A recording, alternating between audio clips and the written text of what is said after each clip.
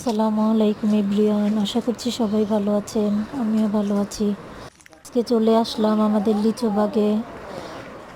বেশ কয়েকটা গাছের মধ্যে লিচু হয়েছে।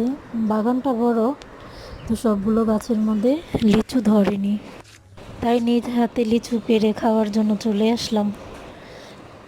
নিজ হাতে লিচু পেড়ে খাওয়ার মজাই অন্যরকম। হালকা টক ছিল, টক মিষ্টি মিলানোই, তারপরেও খুব ভালোই লেগেছে এবং খুব তাড়াতাড়ি লাল লাল হয়ে গেছে। এখন ভালোই, কিছুদিন পরে আবার হয়তো আরও বেশি মজা লাগবে। ঘুরে ঘুরে সবগুলোই দেখলাম গাছ, সবগুলোর মধ্যে আসেনি, কয়েকটা গাছের মধ্যেই আছে। ভালোই লাগলো ঘুরতে এবং খুব মজাই করেছি।